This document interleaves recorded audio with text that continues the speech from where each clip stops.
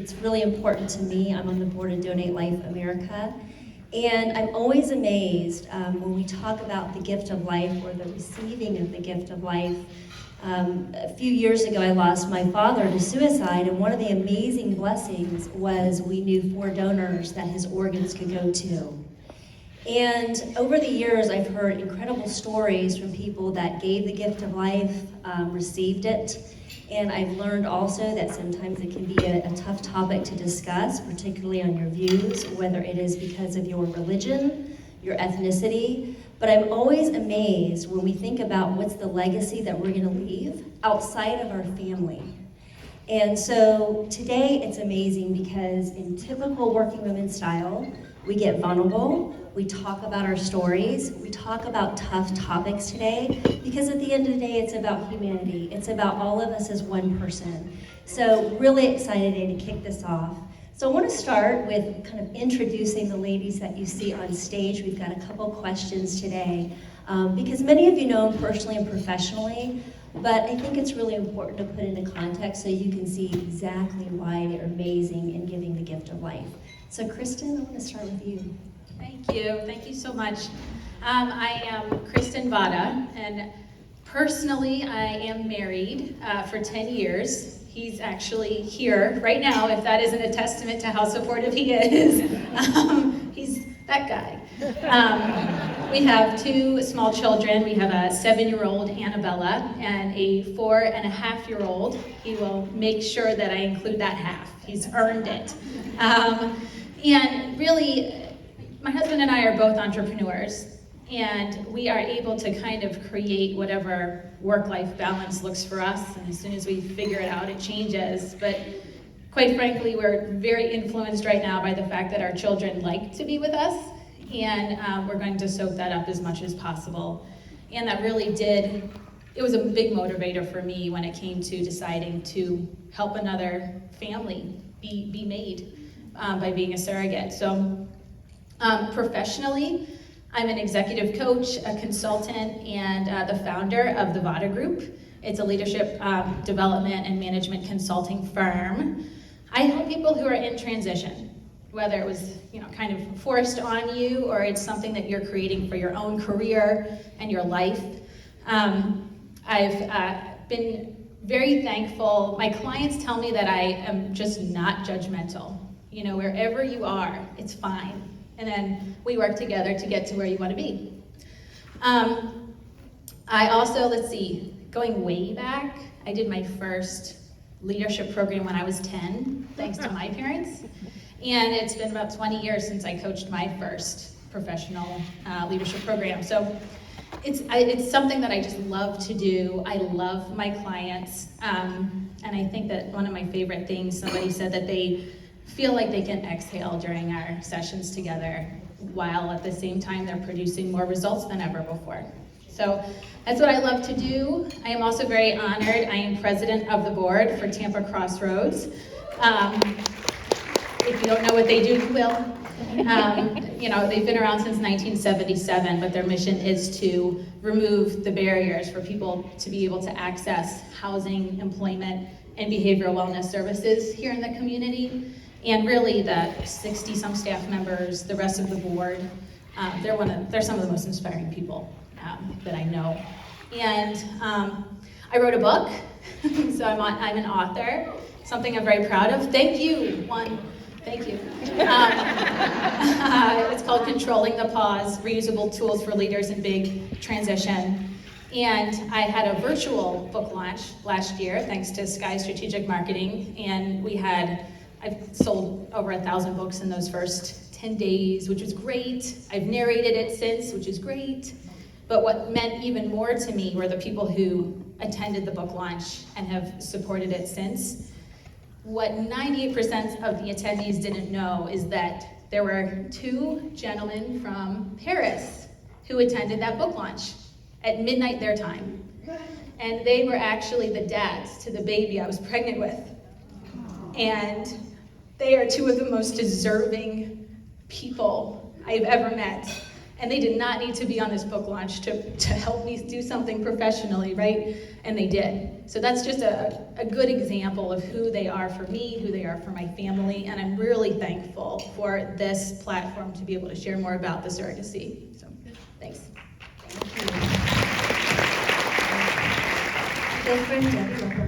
All right, well, thanks, Michelle. And thanks, everybody, for being here and for asking us to talk both personally and professionally. So on the professional side, it will take us back about 15 years to when I decided to bring together my automotive leadership with my adjunct training and development side.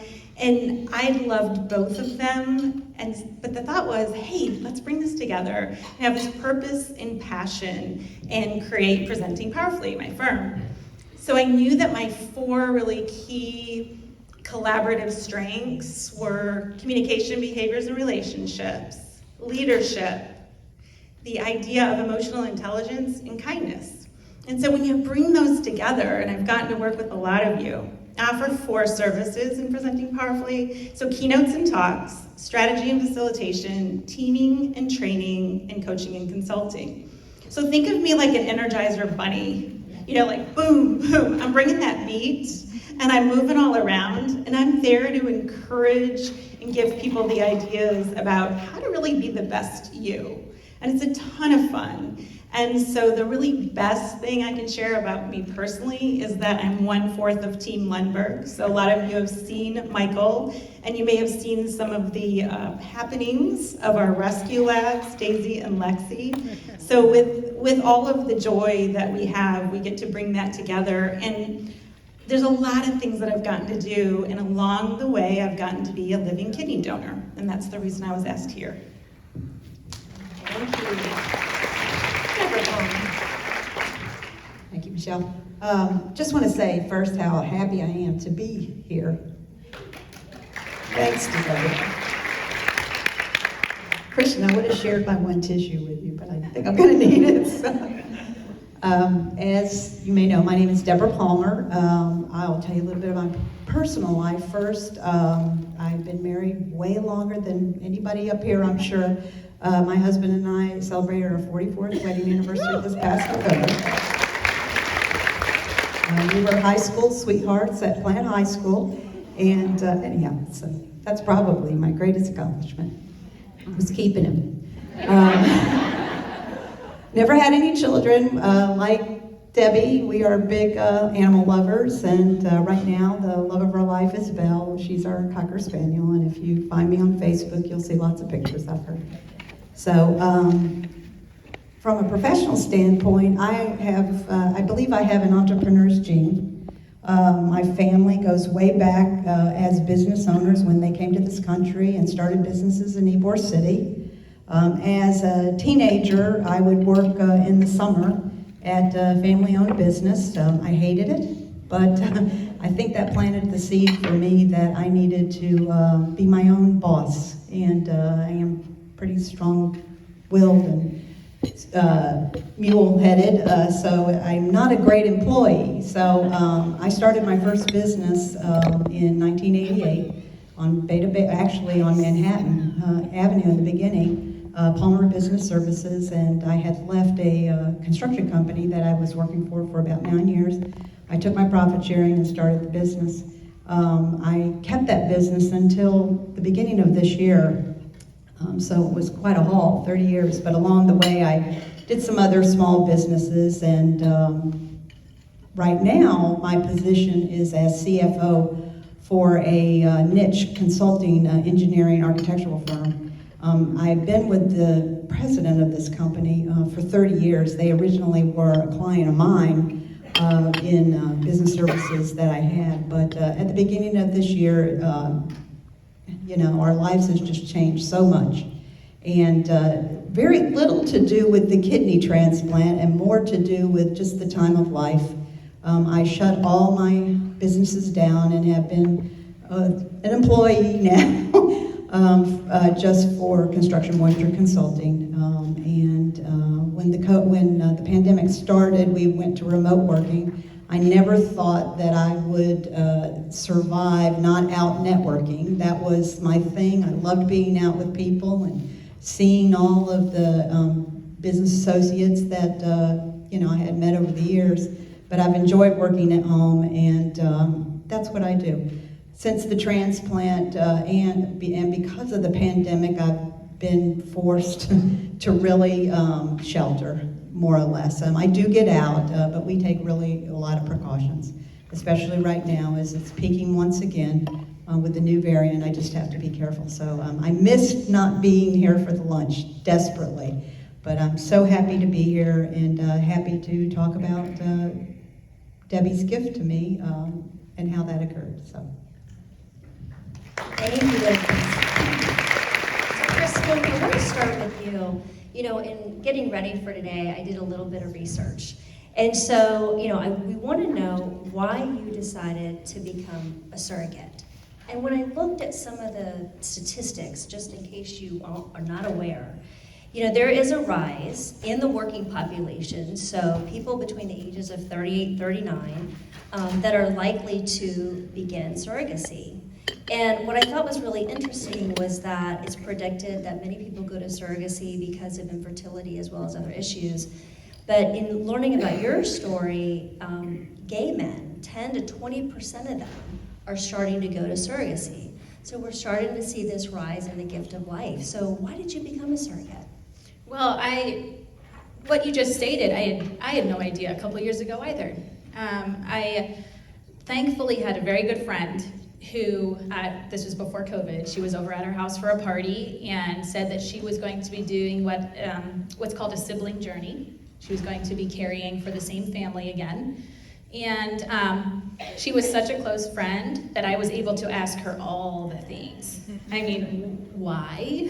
What happens physically, emotionally, logistically, legally? How does this all work? And she answered all of my questions, and my husband and I, we knew we were done growing our family. And I was very fortunate to have I actually really enjoyed being pregnant, and I had very uncomplicated births. And so the more she talked about it, I naturally then decided to talk with my friends and some family members. Come to find out, my mom was almost a surrogate, like this close to having a baby for another family decades ago. And I even offered up my womb to some friends that I knew were having infertility issues and not easy conversations. And they said, no, thank you, and which I understood completely. So I ended up going through an agency. And that agency is one of the largest in the country. And I think going through the application process, I didn't know much about surrogacy, but apparently I had some bias, I had some thoughts in my head already that just going through the application process completely debunked any of those myths. We had to prove our financial stability. We needed to be above a certain line. I did a psychological evaluation, which all of my friends said, did you pass? And they did. I had to obviously give medical records and things like that. So I was accepted. Oh, they did a 90-minute interview with my husband as well, because they need the support of your friends and family to do this. So I was accepted and very thrilled. And the way that this agency works is they match you. They have a whole department of people who match you with someone else who wants the same things. Because you can be a surrogate for any reason or want to be a surrogate, but is it okay for the family to be gay? Do they need to be domestic, or is international okay? Do they have to speak English? And so for me, the more research I did, I already told you they were from Paris. I didn't realize that surrogacy is currently illegal in Paris, in France, whether you're gay or straight. It's illegal. And if you're gay, they make it's nearly impossible. It would take about a decade if you're able to adopt. Because I'm also a very big advocate for adoption and fostering, and I wasn't sure how this would fit in, you know? So I made sure that I was matched with someone who surrogacy was the only way that they could make a family. And our first couple that we were matched with, I was thrilled. I had no idea that Paris was even an option. When it came to my business, because we started this whole process right before COVID. And I knew that I wanted to build my business in Philadelphia because I had family there.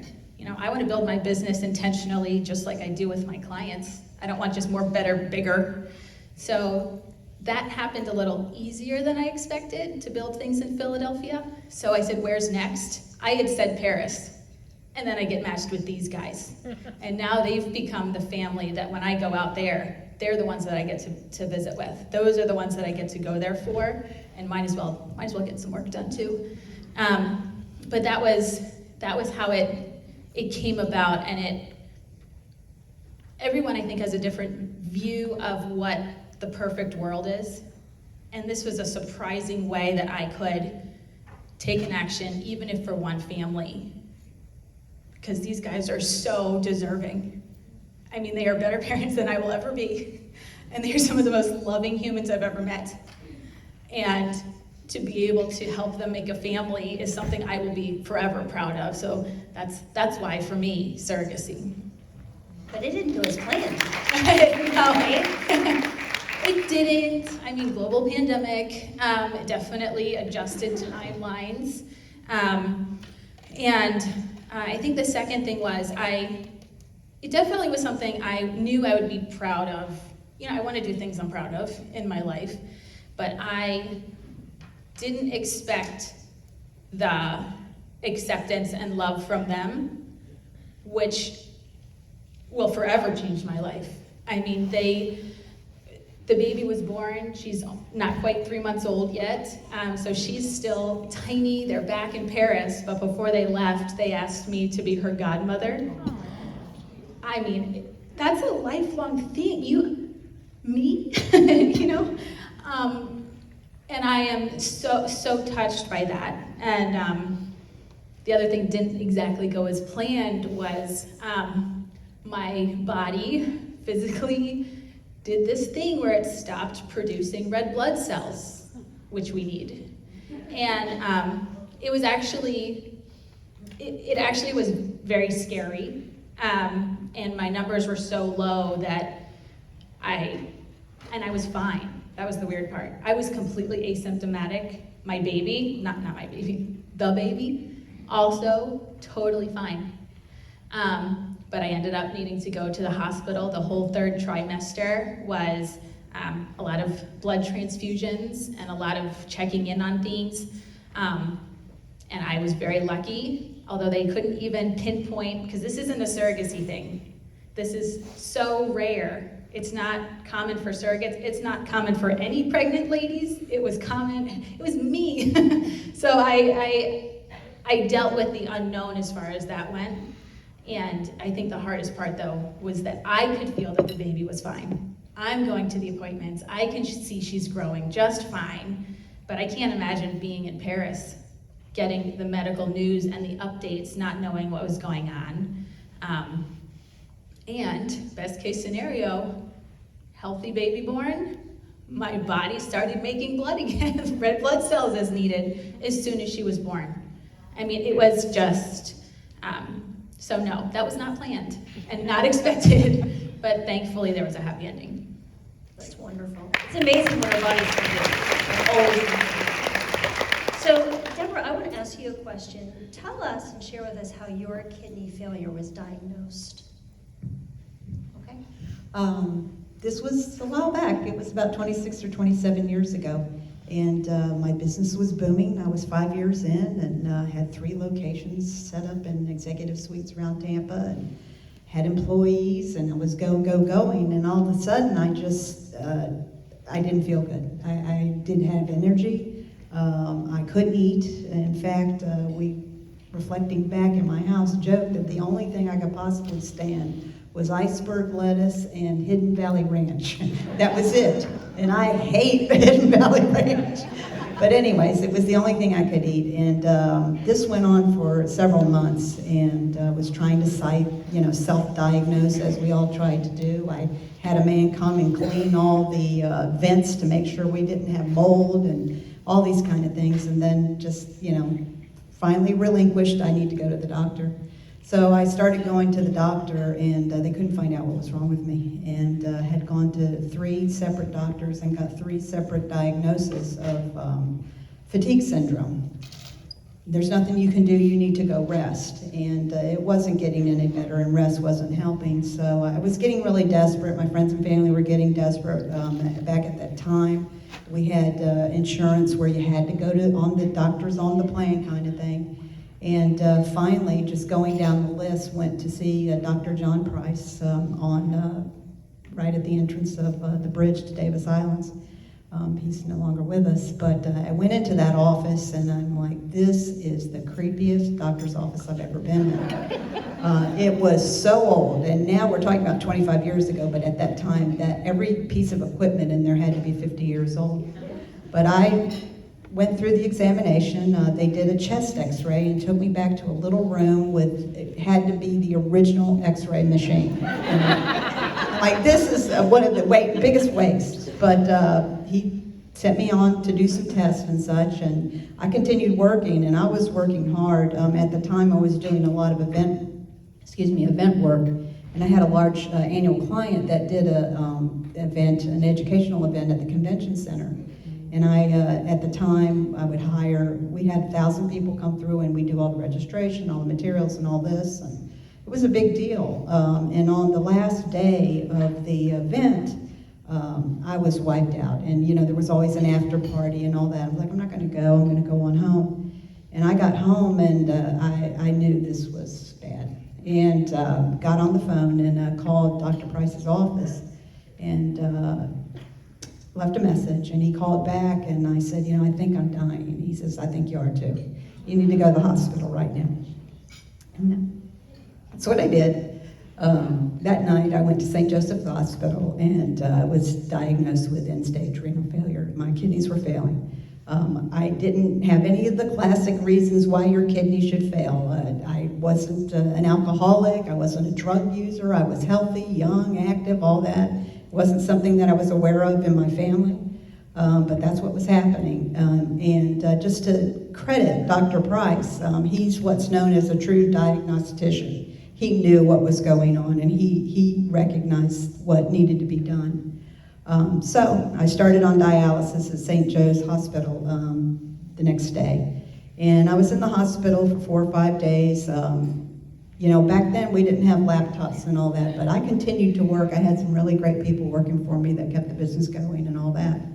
And I went home and then started on dialysis. And if you're not aware of what's involved when you go on dialysis is you have to go to a center, particularly in the beginning. There is a self-dialysis that you can do, but particularly in the beginning, you go to a center 3 times a week and sit on a machine that filters your blood for about 3 to 4 hours. And I was doing this. No one knew in my business. None of my clients knew. I kept working. I was generally otherwise healthy. There was really nothing else wrong with me, but I continued to work. So that's how I was diagnosed. After about 6 months of dialysis, and at the time my nephrologist was Dr. Stephen Rifkin. He was the head of nephrology at Tampa General at the time.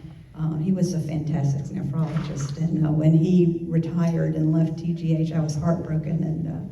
But anyways, after about 6 months, my kidney improved to a point where I could function enough without dialysis. I was still in end-stage renal failure, but did not require dialysis. And blessed to be able to continue that way for about 24 years. There was constant, every 3 to 6 months I'm getting blood work and seeing the doctor, and everything's monitored and all that. But about I guess now it would be 3, 4 years ago, the function began to decline. I'm up there in age now. Not in my head, believe me, but in physical years I am. And it came to the decision, that I needed to start thinking about dialysis again. But that's how it was diagnosed. I blessed to find the right doctor. It was disappointing to me that the 3 previous medical professionals didn't do more to, help me. To just make a judgment like that with very little testing and send me on my way and tell me to rest. But I just, not to criticize, but I don't see that happening as often as it did back then for women that are complaining about being tired and that type of thing. So Well, and I think, we talk about this a lot, right? Sometimes you don't know the pain that you're in until you know just how much pain you're in, and we try to be troopers. I know I met you about 5 years ago, and you knew I was on the Donate Life board, and that's when you had confided in me. I would have never known Deborah was fighting this silent journey. Never. And so, then, how was it eventually determined that you were going to be needing to look at getting a kidney transplant? So one thing I just wanted to say, Michelle, that you just mentioned, once I had got up the nerve to broadcast that I needed a kidney, it took some time to do that. I met so many people, and people that you all know that have had kidney transplants that you wouldn't even suspect anyways, and made a lot of friends that way too. But anyhow, so you may not be aware that kidney transplant is a choice. It's not a required, it's a treatment for renal failure. And you can choose to not treat your renal failure, you can choose to stay on dialysis, or you can choose to have a transplant, generally speaking. So when a couple of years, well now, like I said, 3 to 4 years ago, when my function was declining, I made a conscious, I was offered, do you want to stay on dialysis when you get on dialysis, because it's inevitable, or do you want to start the transplant process? I want to start the transplant process. Dialysis is a really hard life. Even if you're doing it yourself, it takes many hours a day. You can sleep through it and all, but you've got to stay on a machine for a long time to filter your blood. So I chose transplant. And what that meant for me, because I wasn't in an immediate need to start dialysis, that if I could get through the process fast enough, and if a donor was found fast enough, I could get what was called a preemptive transplant, where I could get the transplant before I needed dialysis or before my kidney just had to be replaced. So as I said, my family members could not help me. Lots of health issues, older people, that sort of thing. And I thought about it, and there's a lot of options on how you can let people know. I thought, well, I do know a lot of people. And I do have a lot of following on Facebook and all that thing.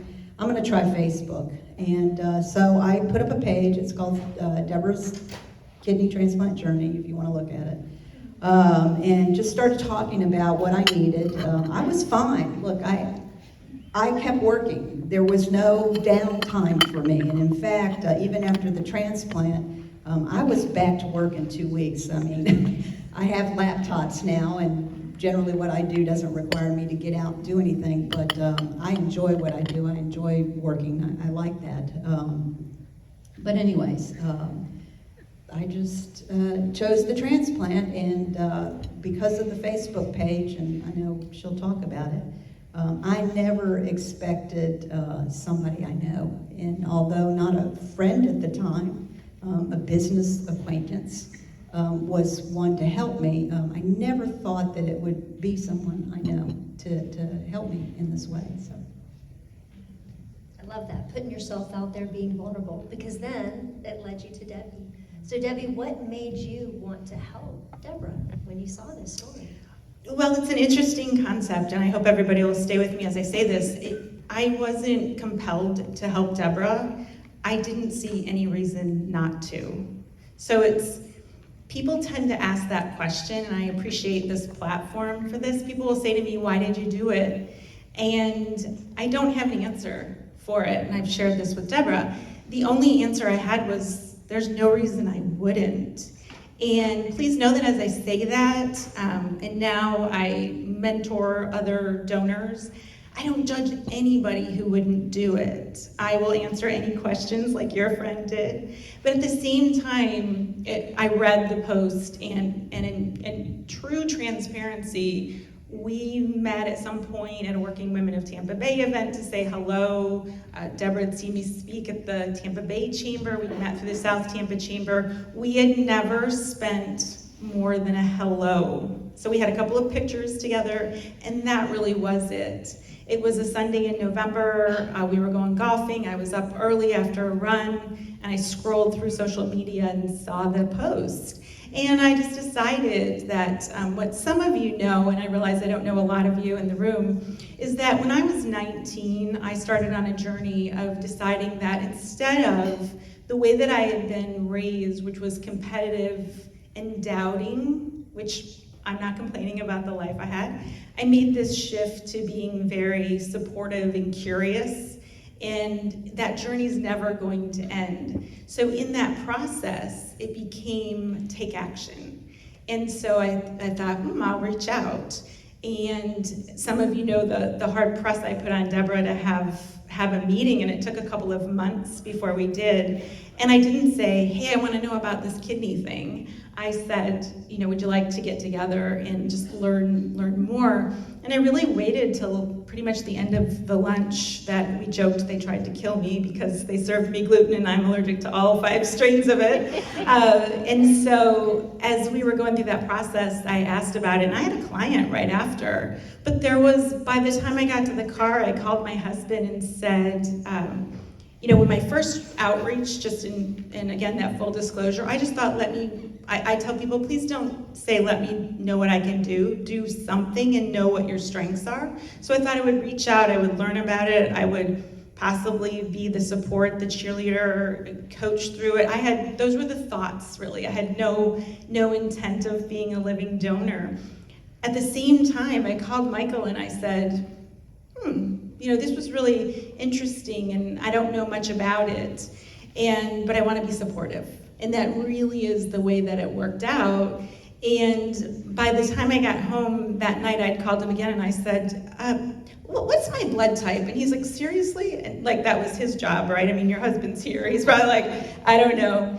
I was a little bit frustrated because I donated blood, I'd been an organ donor, and speaking of Tampa General Hospital, I'd had the distinct honor of being in the white coat internship process, and that's where there's a handful of people each year who get assigned to a doctor. And I was able to witness literally standing over the body of a young woman receiving a lung transplant. And twice I had to step down because I was so overwhelmed with emotion. And I was so grateful for having that experience. And I do believe to this day that partially planted the seed that I didn't know was there. So in that, and on that day, I was flying out the next day to speak in Texas, and wouldn't you know it, you can go online on an airplane, you can bring up Amazon and you can type in blood type testing, and for $9.99, by the time you get home, you'll have it. And that's literally what happened, and I tested my blood, and I knew it was positive, but I didn't know if it was A or B, and it was A positive. Now here's an important part of the story though. At that point, I literally thought, I'm good, let's do this thing, right? You don't even have to be a match for someone's blood type because there's a whole process. So for 13 people who die every day waiting for a kidney, please don't let that hold you back. And secondly, there is a very long process that you go through, much like the psychological side of it and the physical side. But the decision was less a decision and more of a calling. And I understand your husband then became an organ donor as well a year later. So as you think about organ donation and surprising things about it, perhaps, is a few things happened, and one was the support, especially from the South Tampa Chamber, and I know we have a table here today. My gosh, thank you. So the support that came out was just tremendous. And Lisa and Christy are here, and they sent over this picture of our dogs so that they would be on this beautiful frame for me while I was recovering. And I tell those stories because Michael observed all of that. And it may or may not surprise some of you that neither one of us were raised to be charitable. We had great upbringings, as I mentioned earlier, weren't complaining, but I chose to learn how to do that and really enjoy it. And Michael, if you were here, I call him the cutest copycat you'll ever meet. He said and Rita knows that I call him that he learned that from me. And And I only say that not to pat myself on the back, to say like every time we're doing something, somebody is experiencing it and learning from it. So Michael said to me, he goes, I think when I retire, I'm gonna donate my kidney. I thought, that's great, that's wonderful. And then Tampa General Hospital asked me if I would speak to about the 600 people who are involved in surgeries every year, and we did it remotely. And I said, yes, if my husband could please come. So imagine I went through this entire process, spending a week at the hospital, going through test after test, and my husband couldn't be there, had never met one person involved, didn't know the surgeon. So I said, could he come? And apparently when he heard Dr. Wong and me speaking, he said it just touched him differently when he grasped that whole concept. And so he thought he would do it later. And with the pandemic, one of the beautiful outcomes, as we call silver lining it, of the pandemic is he said, I might as well do it now. And so he now has donated. I donated the kidney that I housed. I tell Deborah I'll never say it was mine. It was always hers. I just housed it for 50 years, kept it in pretty good shape, by the way. And you're welcome. And my husband, Michael, the person who received his, was his left kidney. And I think it's a competition for our golf. So yes, but I couldn't be more proud of the fact that he chose to do that based on the experience that we had. You know, interestingly enough, recently there were some numbers shared in 2021 that Donate Life America, and this year, in light of the pandemic, it was the most lives saved this year with over 40,000 life-saving transplants. I think it's pretty amazing that we have somebody here with us today and two people that have given that life. So the easiest thing you can do, as you all know, is register to be an organ donor. If you something you want to consider, I encourage you, if you want to learn more about the journey, to Donate Life America. And in closing, I have a final question for each of you. What has been the biggest surprise in your journey since you have given your gift of life or received it? Me? I don't know that it surprises me as much as I marvel at this. I never expected this.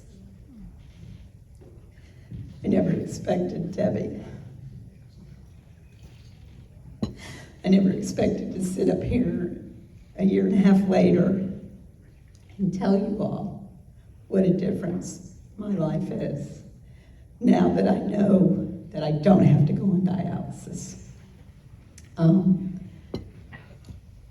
The biggest surprise to me, really, on a personal note, and just to tell you is, you may not know, statistically, the life of a transplanted kidney is only about 12 to 15 years. So as I started this new life during the pandemic, I feel robbed, in a sense. I feel that Debbie and I were both robbed of a lot of things that we could have celebrated together. We got dropped off at the hospital at 5 o'clock in the morning for her to give me a new kidney. We didn't have visitors, but look at us. I mean, we did great.